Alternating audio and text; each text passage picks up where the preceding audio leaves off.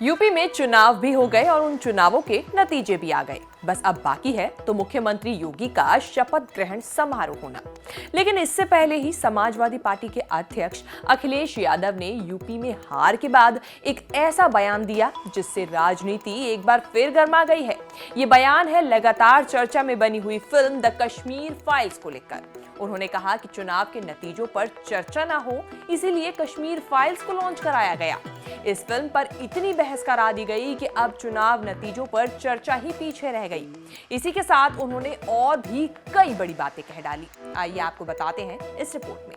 नमस्कार, मैं हूं कीर्ति और आप देख रहे हैं न्यूज तक। तो चलिए सबसे पहले आपको सुनाते हैं अखिलेश यादव का वो बयान जिसमें वो अपनी भड़ास निकालते हुए नजर आ रहे हैं। कश्मीर फाइल्स इसलिए लेकर के आए कि उत्तर प्रदेश के चुनाव में जो जो हुआ है उस पर बहस न हो, समीक्षा न हो, क्योंकि जन भावना कुछ और थी, जनता कुछ और सोच रही थी, लेकिन परिणाम कुछ और आया।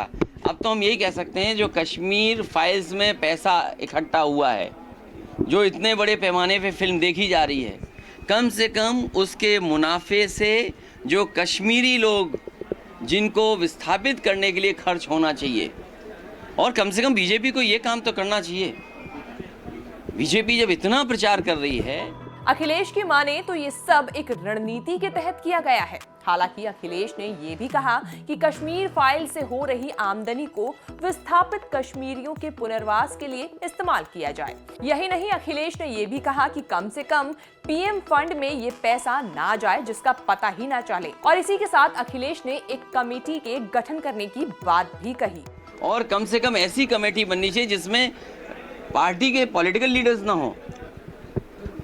कश्मीर फाइल्स के जो मुनाफा हुआ है उससे कम से कम उनके इस्तेमाल में तो आए। कश्मीरी पंडित जो अभी तक नहीं पहुंच पाए उनको कैसे वहां पे सेटल किया जाए, तो कम से कम उसमें किसी पॉलिटिकल पार्टी के लोग ना हो, और जो कश्मीरी पंडित हैं उन्हीं की कोई कमेटी बन करके उस पैसे से पूरा का पूरा उन्हीं के लिए सेटलमेंट के लिए इंतजाम होना चाहिए। वैसे आपको बता दें कि अखिलेश यादव अकेले ऐसे नेता नहीं हैं जिन्होंने द कश्मीर फाइल्स को लेकर कोई बयान दिया हो।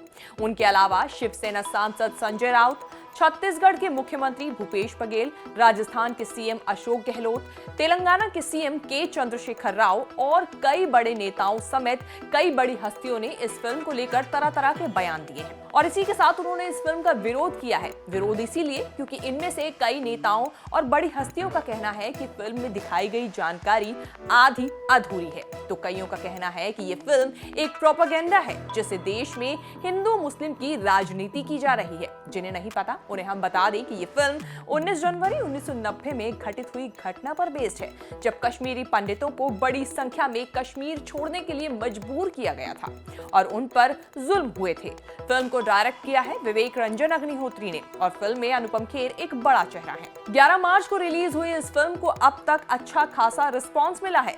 फिल्म को देखकर जो दर्शक हैं वो काफी इमोशनल हो रहे हैं। तो वहीं फिल्म के बॉक्स ऑफिस कलेक्शन की बात की जाए तो 12 दिनों में ही ये आंकड़ा 200 करोड़ के आंकड़े को छूने वाला है।